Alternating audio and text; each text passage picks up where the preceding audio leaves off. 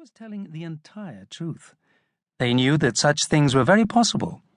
In the previous week, they had battled hordes of insects and rats and creatures made up of many different living things, including a vast squid monster and a woman who had living rat heads coming out of her shoulders. All the work of an enemy so terrible it was known only as the Evil. The twins' father's mother, whom they called Grandma X, was a local leader of a secret international order called the Wardens that had dedicated itself to fighting the evil. But that wasn't all Jack and Jade had discovered since moving to Portland. Just as the evil had mysterious and terrifying powers, so too did the Wardens, powers they called gifts.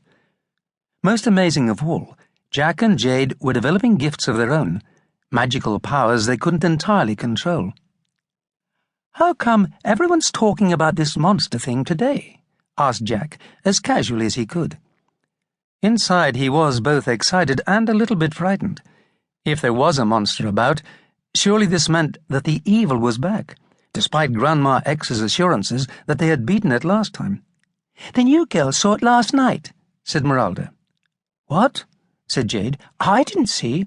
"Not you," said Meralda impatiently. "The new girl. The one who started today. Tara, you know." Jack and Jade turned from the huddle to look at a girl who was coming out of the school. Mr. Carver had introduced her that morning, but they hadn't had much of a chance to look closely at her. She was tall and had glossy black hair cut in a very fashionable style, as well as expensive-looking clothes. Unlike Jack and Jade's old school, the Stormhaven Innovative School of Portland did not have uniforms, but even so, about 2/3 of the other students seemed to have an unspoken agreement to wear particular kinds of clothes. "Hi," said the new girl as she approached the huddle, which, taking the lead from Meralda, immediately broke apart, leaving just Jack and Jade behind. "Hi, I'm Jade. This is Jack." Jade didn't need to explain that they were brother and sister.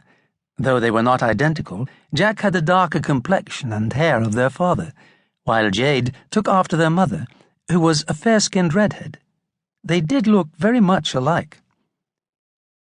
Jack held up a hand in greeting and raised a corner of his mouth in a fractional smile. "I'm Tara," said the girl. "Tell me, is Mr. Carver always that weird? The tin whistle and the happy song of beginning. I mean, come on." Catching herself, she added, Sorry if he's like your favorite teacher or something." "Not likely," said Jade. No matter how often he insisted, they would never call Mr. Carver by his first name, Heath. "We're new as well. We only started a week ago." "Oh, thank goodness I'm not the only one," said Tara. "I have to start at a new school almost every year, so I've had lots of practice, but never at one this small." "Why do you have to move school so often?" asked Jack. Tara didn't look like a troublemaker, but then it could be hard to tell.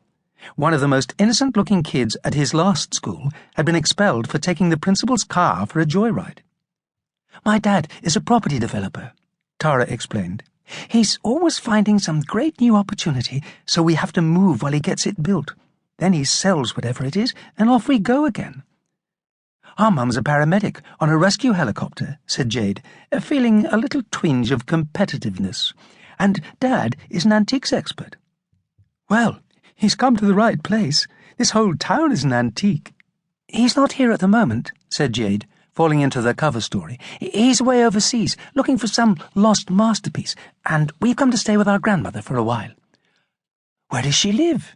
asked Tara. "You can see it from over there." Jade led the way to the corner of the playground and pointed east.